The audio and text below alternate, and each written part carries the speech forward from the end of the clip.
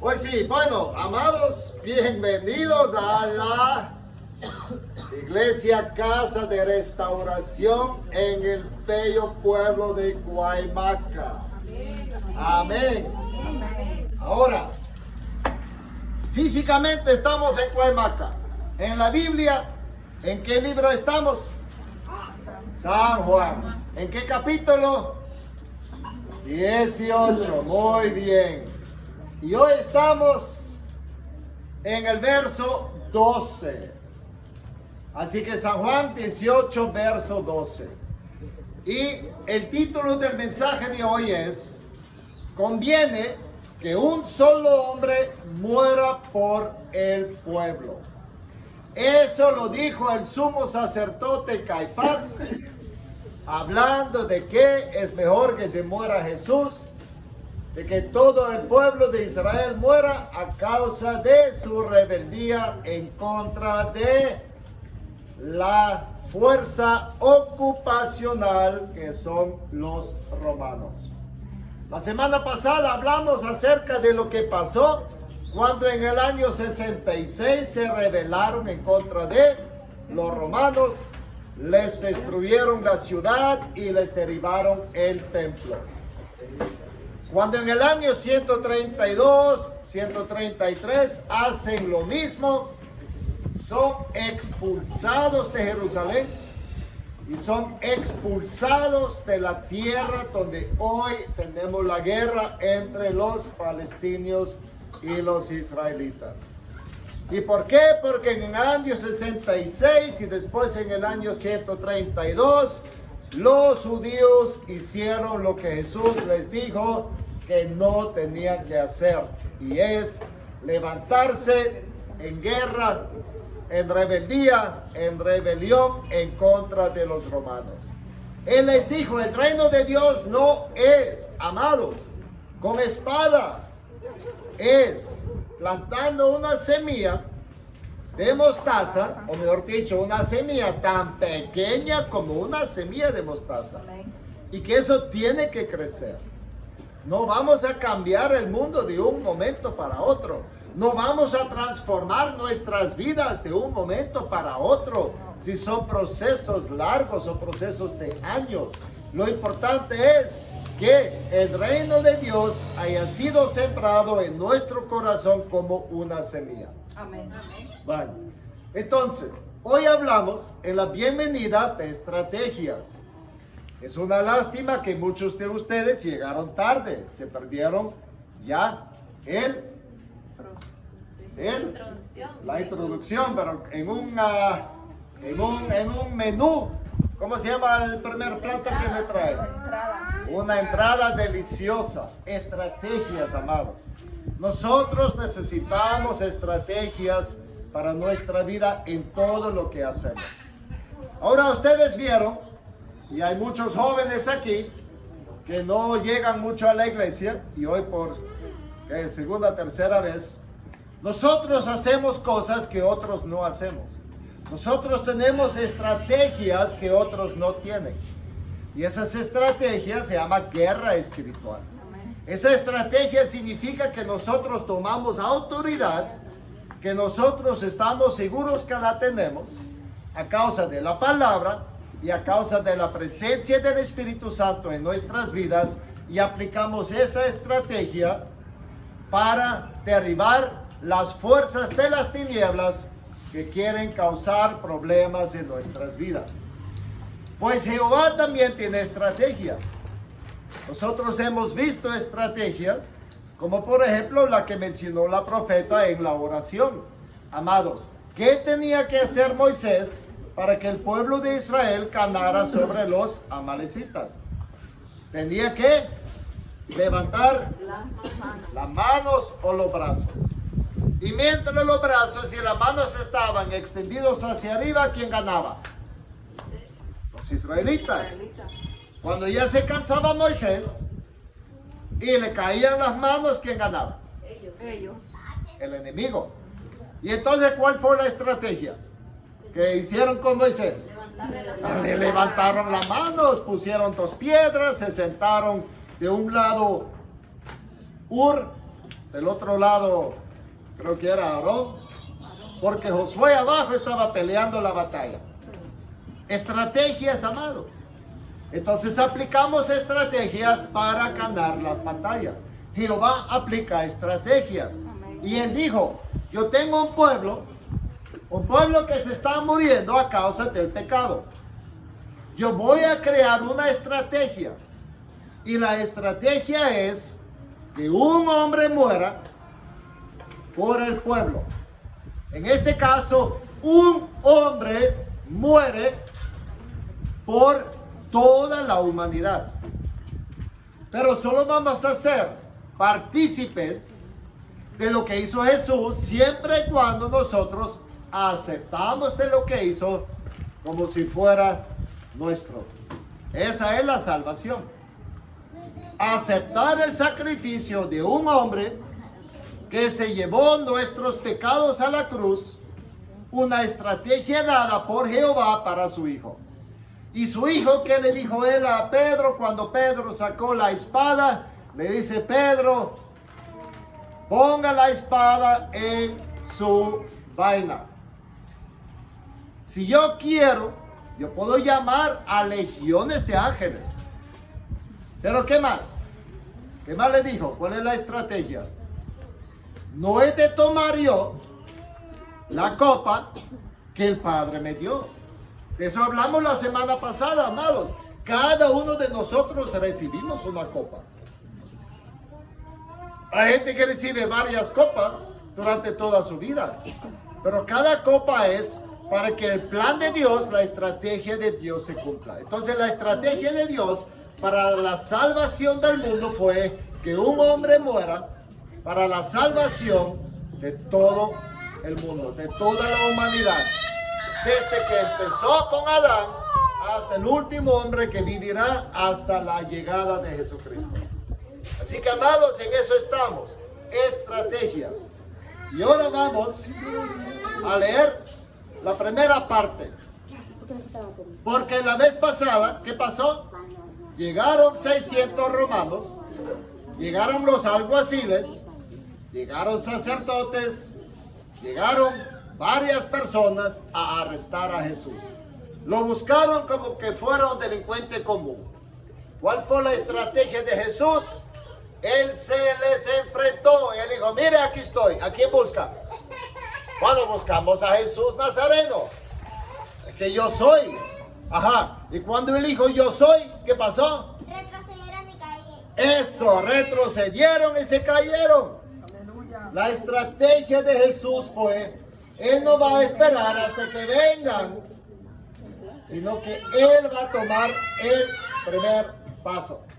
Así que él fue, los confrontó y les mostró que él es el que buscan y que él más bien, al mostrárseles, él decía, es que ustedes no me vienen a buscar a mí. Más bien yo estoy aquí esperando que vengan, porque la estrategia de Jehová es que yo me vaya con ustedes. ¿Y para qué? Bueno, es que ustedes nunca van a entender, porque no quieren entender, porque nunca han querido recibir la palabra de Jesús. Pero hoy ustedes van a ver en vivo y directo qué es lo que pasa. Entonces, con esto dicho hacia los judíos que lo iban a arrestar, vamos a ver dos personas importantes en el día de hoy. El primero obviamente es Jesús. Jesús va con los ojos abiertos, sabe hacia dónde va y sabe con qué propósito va. Y el otro, Pedro. ¿Qué le dijo Jesús a Pedro? Antes de que cante el gallo, ¿le vas a negar cuántas veces? 3 veces. Además, a todos los 11 les dijo, Satanás os pidió para que los vaya a zarandear.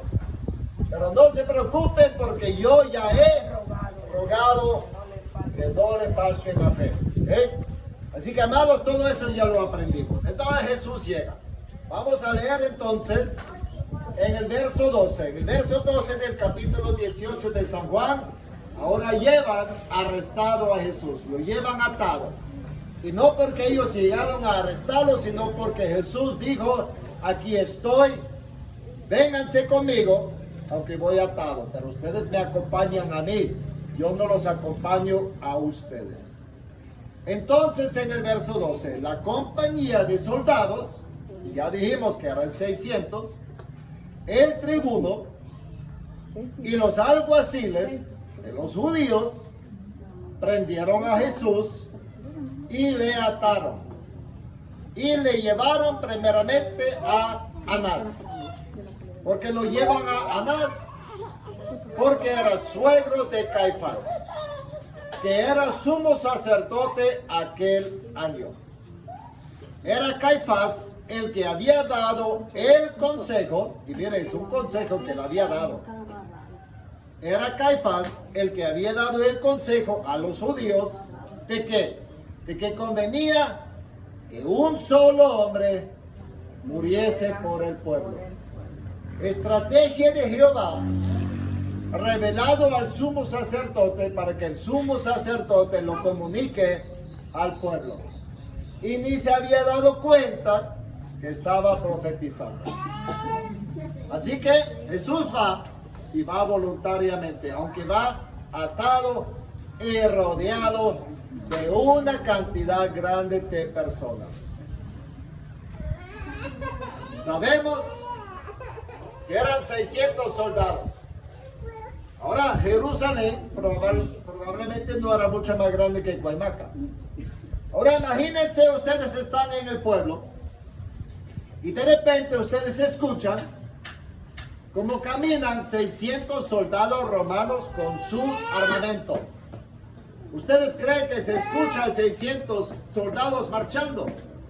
Claro. ¿Ustedes creen que los alguaciles caminaron todos tranquilos o que hacían algo de bulla? Hacían bulla. Ajá. ¿Y qué pasa cuando alguien camina por el pueblo en la noche? Si son 600 soldados, si son alguaciles, y si son gente y hablando y haciendo bulla. ¿Qué pasa con el pueblo? Se alarma. ¿Y qué van a hacer? Lo primero que hacen, salir, sacar la cabeza y decir, algo grande está pasando. ¿Y qué hacen los curiosos y los chismosos? Se van detrás de ellos. ¿Cuán grande creen ustedes que era la turba que estaba llegando a donde Jesús? Era grandísima. Y como hemos visto durante todo el libro de San Juan, Jesús hablaba siempre con tres entidades. Hablaba en las enseñanzas, por un lado con sus discípulos, por otro lado con los fariseos, y tercer grupo era siempre todos aquellos espectadores. Esto hemos visto yo no sé cuántas veces. Y él empieza a dirigirse a sus 11, empieza a dirigirse a los sacerdotes, los que vienen, los fariseos, a confrontarlo, y al mismo tiempo habla a los curiosos, los que llegan como espectadores. Y aquí no es ninguna excepción. Lo llevan preso, lo llevan en medio de toda esa turba. Y ahora tenemos que ir al libro de Mateo, de San Mateo, capítulo 26, del 55 en adelante. Y Jesús ahora caminando le dice, en aquella hora dijo Jesús a la gente. Por eso sabemos que aparte de los soldados y los alguaciles, ahí estaba la gente, estaba la turba. ¿Y qué le dice a la gente? Como contra un ladrón habéis salido con espadas y con palos para prenderme. Porque no solo venía el soldado, no solo venían los alguaciles, la gente venía también y venían como armados y con palos, palos. Y miren lo que dice, cada día, dice, me sentaba con vosotros enseñando, ¿dónde? En el templo, y no me prendisteis. Así que cada día él llegaba al templo, él enseñaba al pueblo, llegaban los fariseos, les enseñaban a los fariseos, y esa turba que cada día lo veía en el templo, escuchaba su prédica, escuchaban sus mensajes, nunca lo fueron a aprender. Pero ahora sí. Mas todo esto sucede, y volvemos al tema de la estrategia. Todo lo que sucede es a causa de estrategias. Jehová comunica la estrategia. Y cada uno de nosotros seguimos a esas estrategias como si fuera un guión de una película. ¿Y para qué sucedió todo esto? Para que se cumplan las escrituras de los profetas.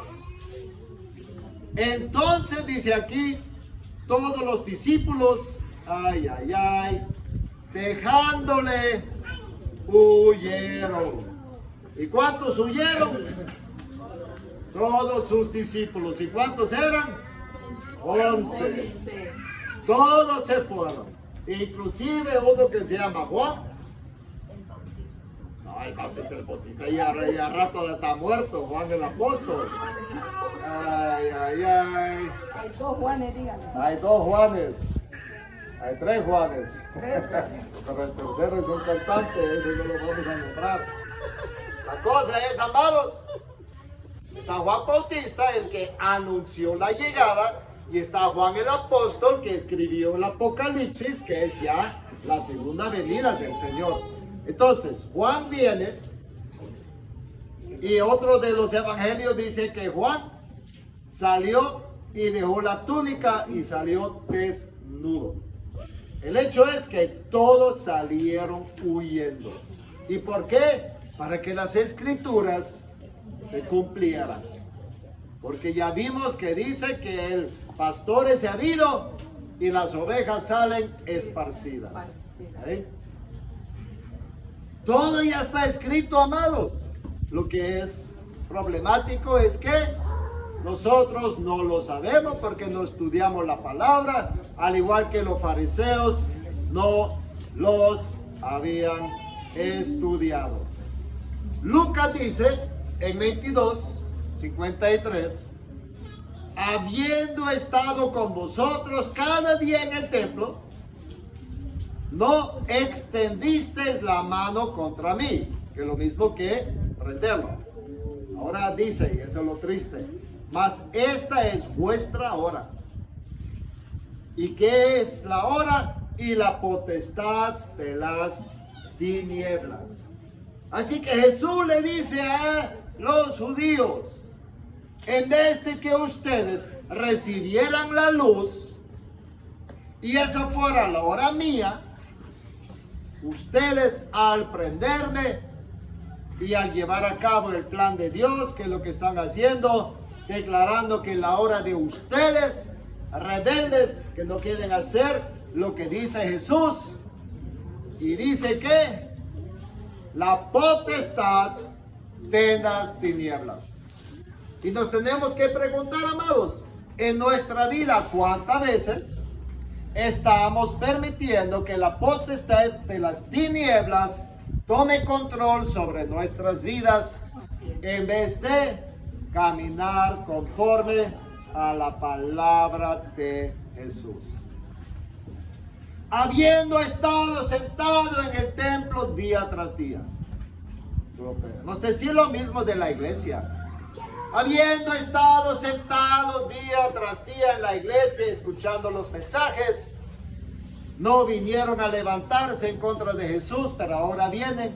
Ahora es vuestra hora y la hora de las tinieblas. ¿Por qué? Porque mientras están escuchando la palabra de Jesús, no permiten que la palabra llegue a su corazón y los vaya a transformar.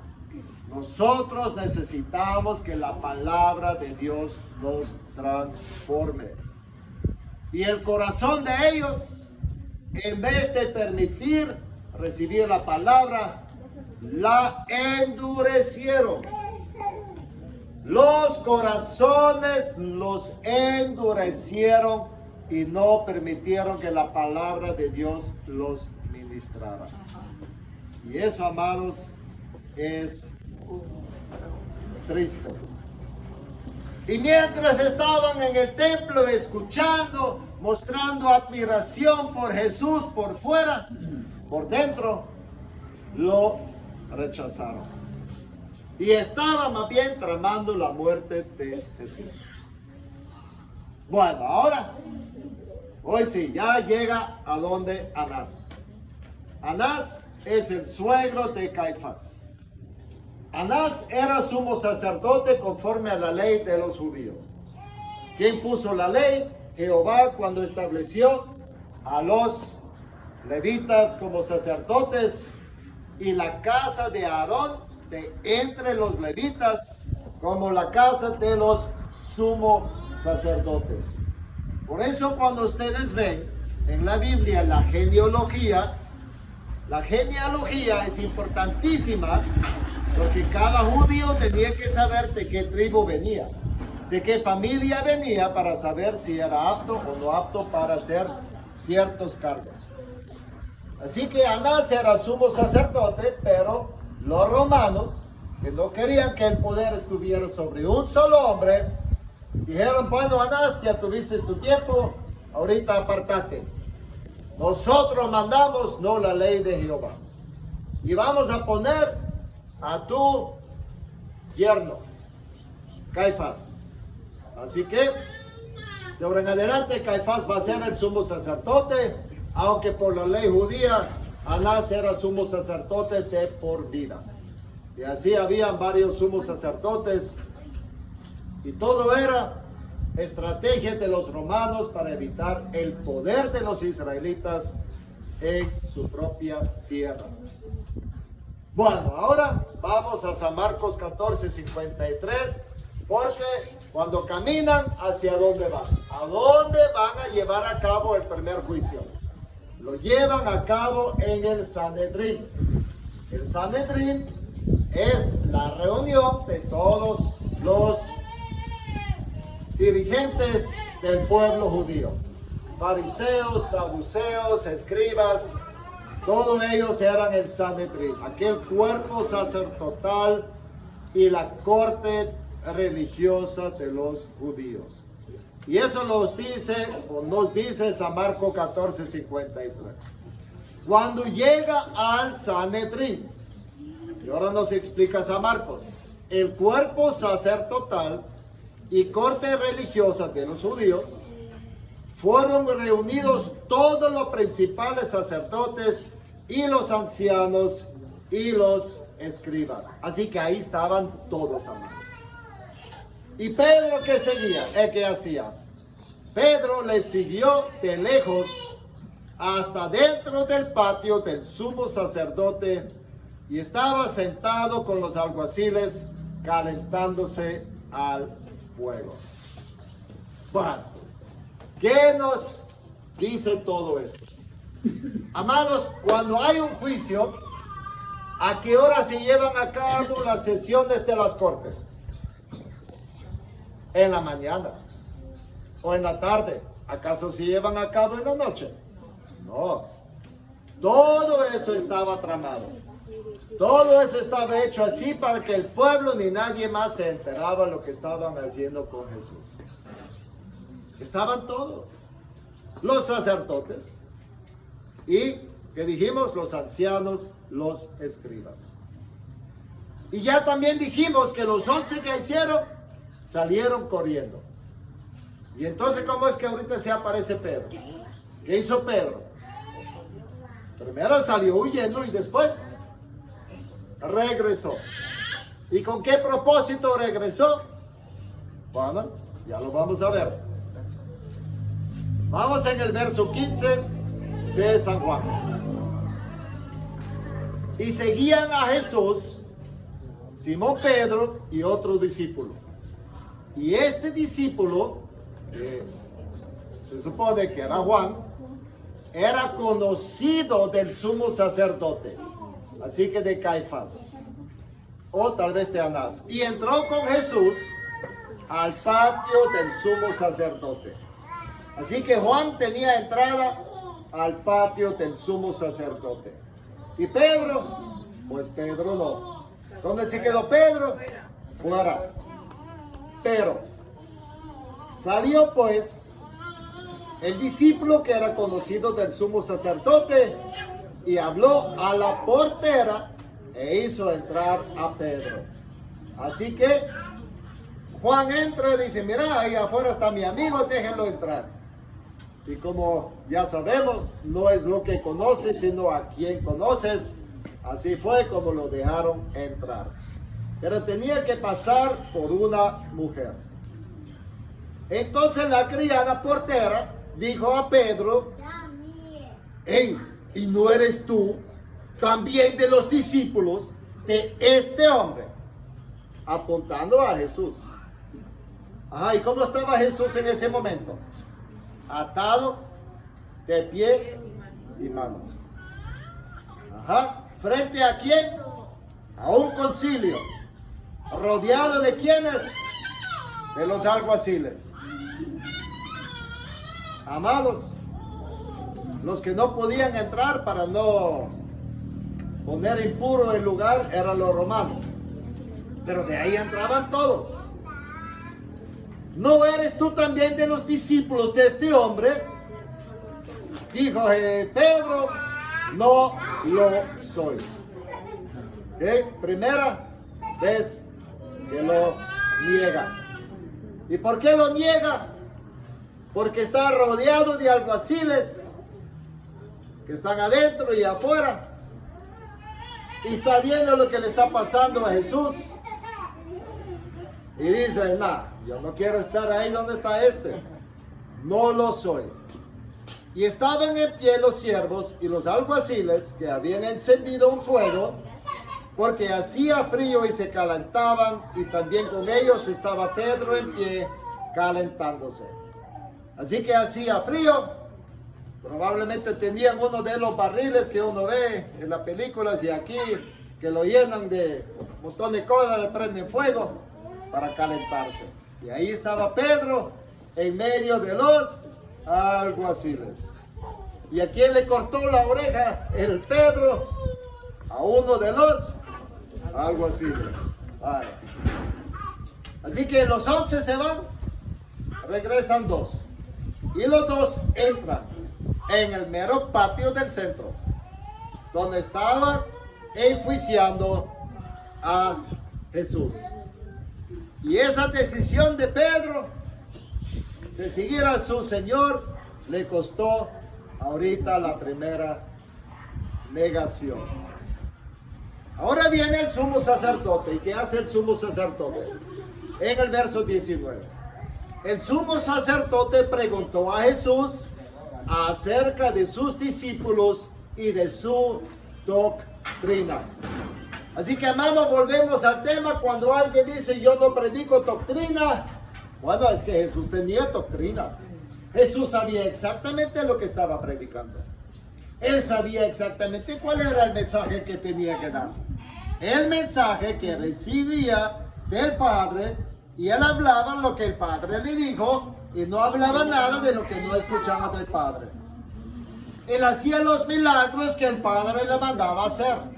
Y si el Padre no lo mandaba, no lo hacía. Yo creo que el único milagro que pasó con Jesús que no estaba programado fue de la mujer con el flujo de sangre, que se le tiró a Jesús y Jesús ni sabía lo que estaba pasando hasta que sucedió. Pero como Jesús todo lo sabe como Dios, pero no como hombre, por eso se puede decir que no lo sabía como hombre. Bueno, así que Pedro está metido ahí en medio.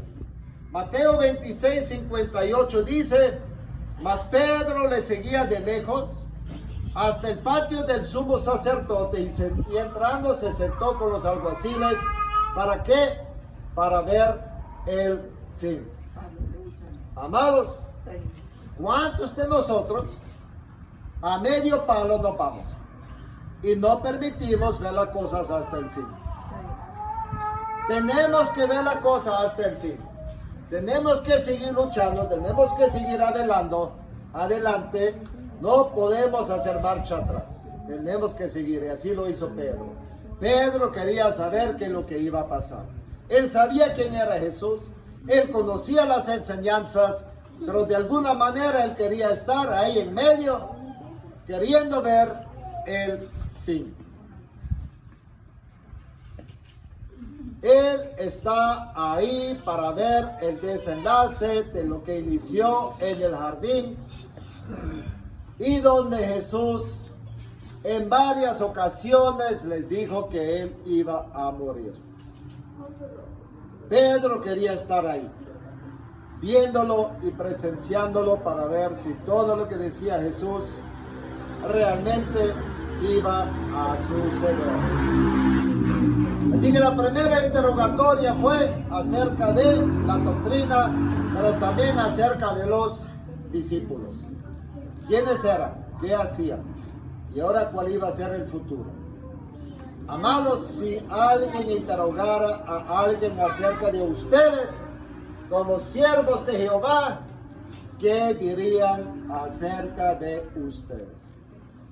Dirían, ah no, si esa persona es puntual, es diligente, es honrada, es trabajadora.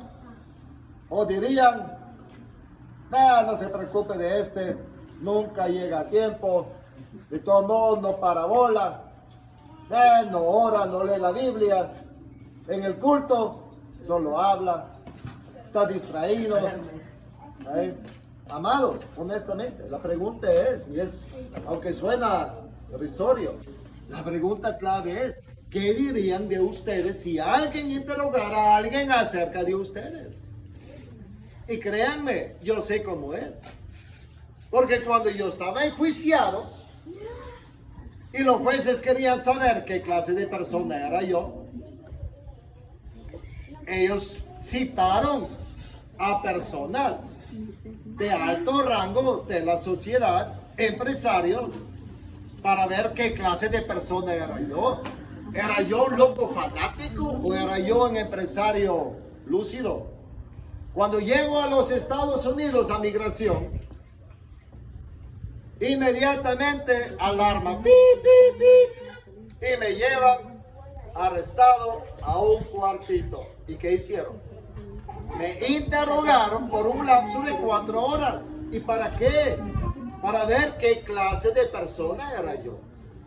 Y después de 4 personas sale uno de los policías migratorios, me entrega mi pasaporte, me dice bienvenido a los Estados Unidos y nosotros sentimos mucho, dice, lo que le pasó a usted. Pero usted no ha hecho nada mal. Amados, ¿qué dirían de ustedes?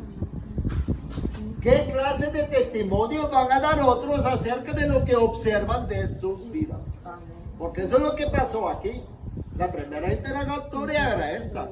¿Cuál es tu doctrina? ¿Qué es lo que crees? ¿Qué es lo que enseñas? ¿Y por qué lo enseñas? Ajá, y los que te siguen, ¿qué clase de gente son? Así que, amados, analicen eso. ¿Y qué responde Jesús? Él no habla de la doctrina, él no habla de los discípulos.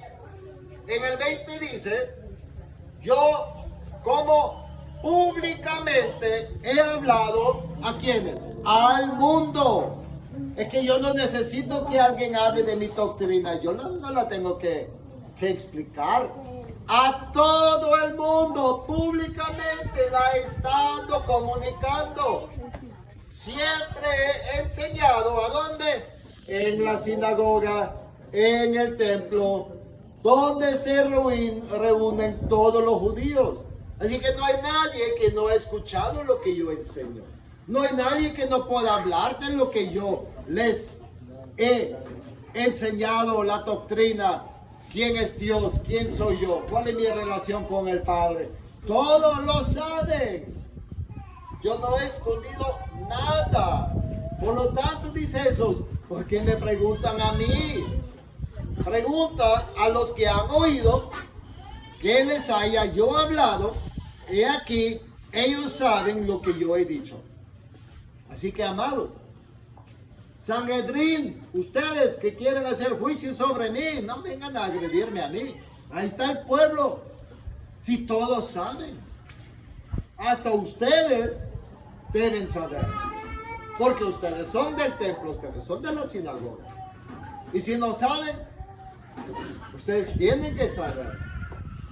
Jesús muestra que Él habló públicamente. Él no era ahí una secta secreta, algo que solo él y sus discípulos lo sabían, algo que estaba ahí medio escondido. Él dijo, no, todo lo que yo he hecho es al público.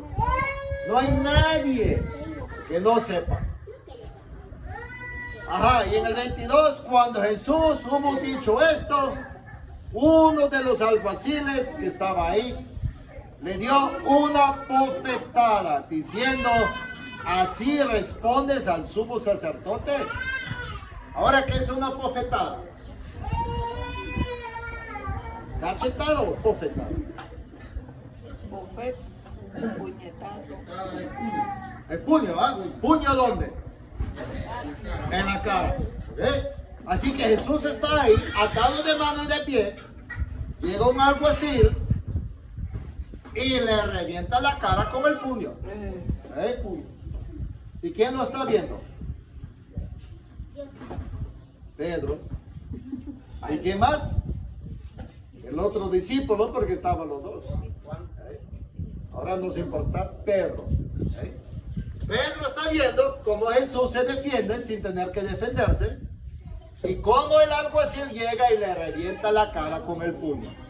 ¡Qué sinvergüenza! Y le dice, ¿así respondes al sumo sacerdote? ¿Y qué le dice Jesús? Si he hablado mal, testifica que está el mal. Así que, si yo he mentido, si hay cosas secretas de las que tú sabes, dígalo. Porque yo he dicho que yo públicamente, en la sinagoga, en el templo, a todos ustedes le he hablado todo lo que tiene que saber. Y si eso no es cierto y que por eso me diste la bofetada, el golpe, bueno, muéstralo. Muestra si tú tienes algo que añadir a lo que yo dije que contradiga lo que yo dije. ¿Por qué me golpeas? Porque no había justificación. Y ahora Anás está viendo que esta cosa ya se le está saliendo de la mano y dice, bueno, mejor lo mando al otro sumo sacerdote que se llama ¿cómo? Caifás. Así que lo manda al sumo sacerdote, Caifás. Ahora la parte de Caifás no está en el libro de San Juan. Por lo tanto tenemos que entrar al libro de Mateo, capítulo 26, del 57 en adelante. Mateo 26, del 57 en adelante. Los que prendieron a Jesús le llevaron al sumo sacerdote Caifás, a donde estaban reunidos los escribas y los ancianos. Y se supone que era en el mismo local. Desde que esté allá donde de un lado de Anás, ahora lo mandan al otro lado donde está Caifás. ¿Y Pedro qué hace? Mas Pedro le seguía de lejos hasta el patio del sumo sacerdote y entrando se sentó con los alguaciles para ver el fin. Eso ya lo vimos. Y los principales sacerdotes y los ancianos y todo el concilio buscaban falso testimonio contra Jesús. ¿Para qué? Para entregarle a la muerte. Amados, si yo hago juicio y de entrada tengo que buscar falso testimonio para dar muerte a un hombre, ¿qué significa? Que de entrada yo sé que el hombre es inocente. Porque si no fuera inocente, yo no tendría que buscar falso testimonio. ¿Y con qué fin? Para darle muerte. Y si yo busco maneras de matar a alguien, que soy un asesino. ¿Eh? Así que aquí podemos ver que toda esa gente son asesinos. Ajá, ¿y qué pasa? Y no lo hallaron, aunque muchos testigos falsos se presentaron. Ahora yo me pregunto, ¿por qué se presentará alguien como falso testigo? ¿Y acaso no sabe en el lío en que se mete? Porque nunca entendieron, porque nunca quisieron entender quién es Jesús. ¿Qué es lo que está pasando a nivel mundial? La gente está buscando justificaciones por las cuales no creer en Jesús. No hallaron, aunque muchos testigos falsos se presentaron. Pero alguien dijo, hey, un momento, hay dos testigos. Jesús dijo, puedo derribar el templo de Dios y en 3 días reedificarlo. Vaya. Y levantándose el sumo sacerdote le dijo, ¿no respondes nada? ¿Qué testifican estos contra ti? Mas Jesús, ¿qué? Callaba. Amados, ¿dijo o no dijo Jesús que Él puede derribar el templo y levantarlo en 3 días? Amén. Amén, lo dijo. ¿De qué estaba hablando Él? ¿Acaso del templo construido? Estaba hablando de nuestro templo. Él está hablando exactamente de su cuerpo. El templo de Dios es Jesucristo. ¿Qué somos nosotros? Templo del Espíritu Santo. ¿Quién es el Espíritu Santo? Dios. Y Él dice, en 3 días, aunque se destruya, y Él lo destruye, así que Él voluntariamente entrega su vida y su cuerpo, en 3 días lo reedifica. Y nosotros sabemos que eso significa que 3 días después de la muerte, resucitó. ¿Ah? Después de muerto Lázaro lo resucita también a los 3 días. A los 4 días a Lázaro, ¿sí? Lo resucita. Así que, amados, la cosa es, Jesús no mintió. De que el hombre no entendía de qué estaba hablando ya es otra cosa. Y por eso Jesús no se tenía que defender. ¿Cuántas veces nosotros, en vez de callar, tratamos de defendernos? ¿Y qué pasa? Empeoramos la situación. ¿Eh? Había una situación en algún lugar, que no voy a decir dónde. Había un berrinche, que no voy a decir qué clase. Yo me levanté y la pastora me dijo, cállese, ya. Palabras claras y contundentes. ¿Y yo qué hice? Callarme. Muchas veces lo más sensato es callarse. ¿Quién lo defiende a uno? Dios, yo no tengo que defenderlo. ¿Quién defendía a Jesús? Dios. ¿Y cómo lo defendió? Cuando 3 días después resucita. Entonces el sumo sacerdote le dijo, te conjuro por el Dios viviente. ¿Para qué? Que nos digas si eres tú el Cristo, el Hijo de Dios. ¿Y por qué? Porque ya rato lo estaba diciendo. Porque ya ratos ellos sabían, pero no lo querían aceptar. Y más bien querían matarlo. Y sabiendo que es cierto. Y Jesús ahora sí le responde. Tú lo has dicho. Así que tú confirmas como sumo sacerdote esta palabra. Y además dice Jesús, os digo, que desde ahora veréis al Hijo del Hombre sentado a la diestra del poder de Dios y viniendo en las nubes del cielo. ¡Wow! ¿Quién es el Hijo del Hombre?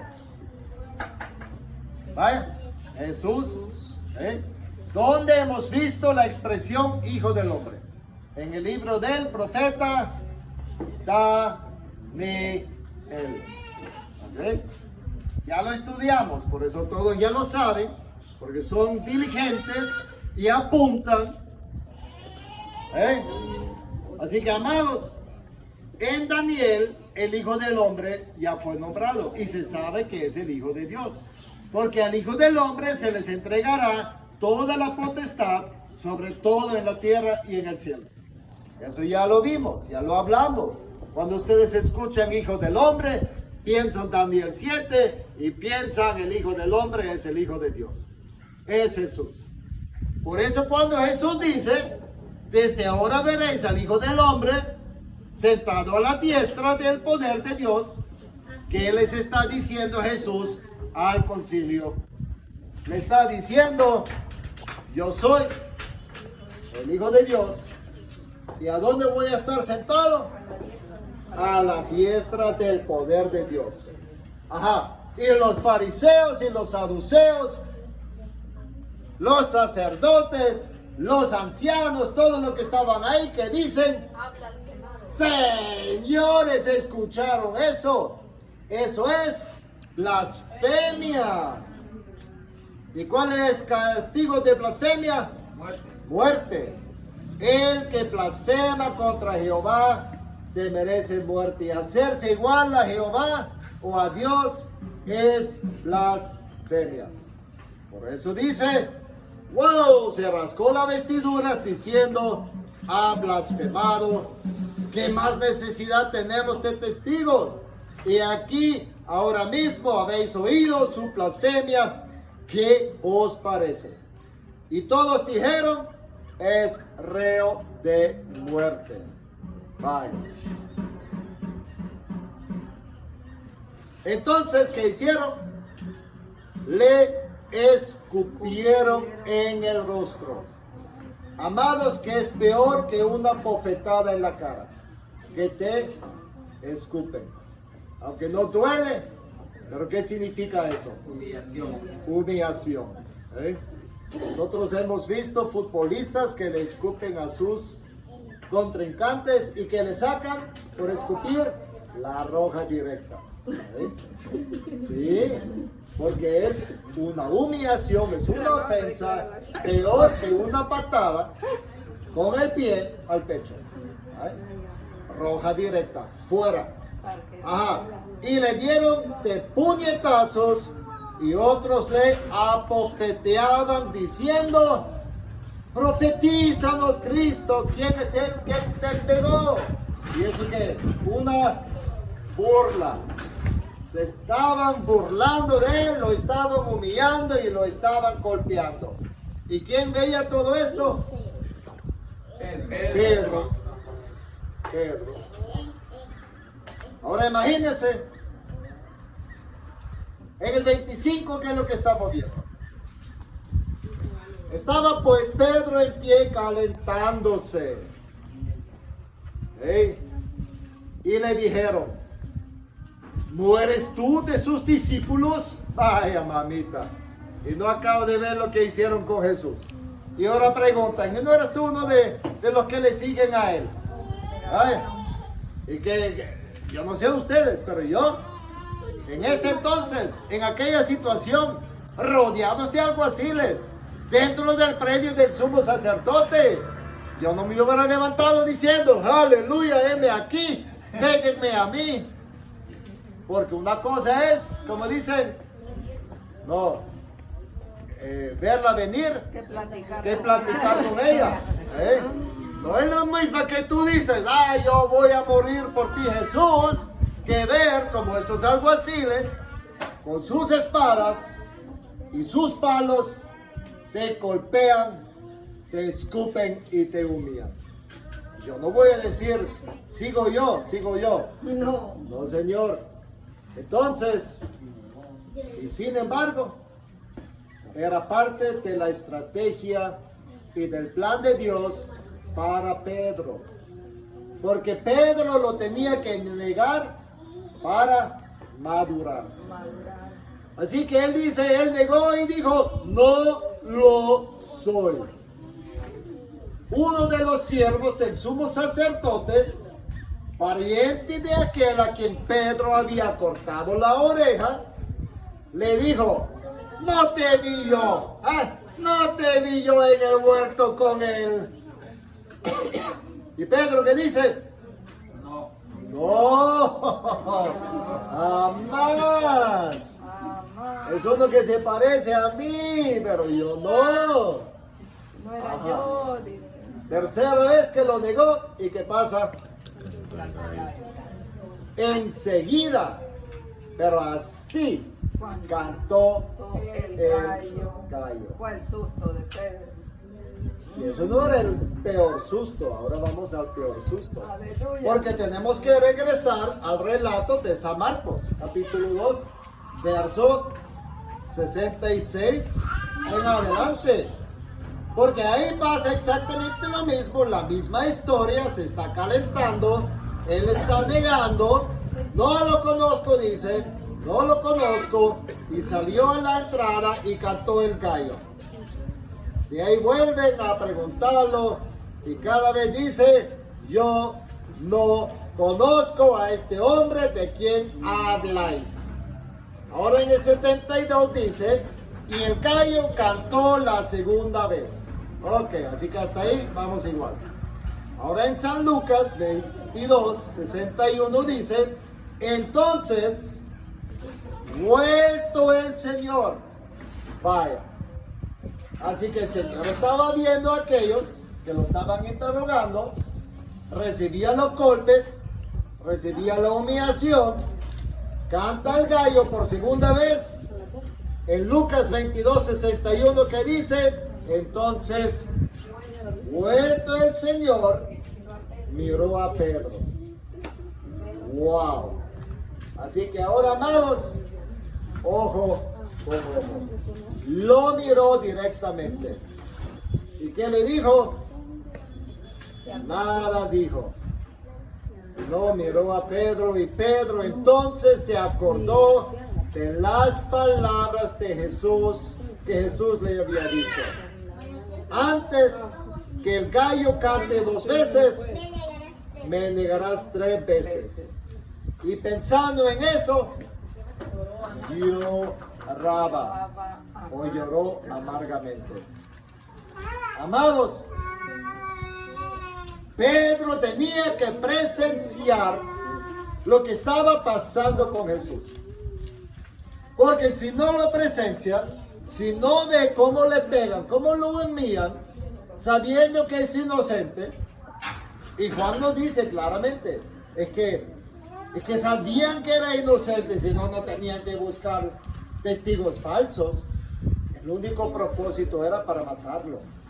Pero Pedro tenía que estar ahí, para negarlo, para que se cumpliera la palabra.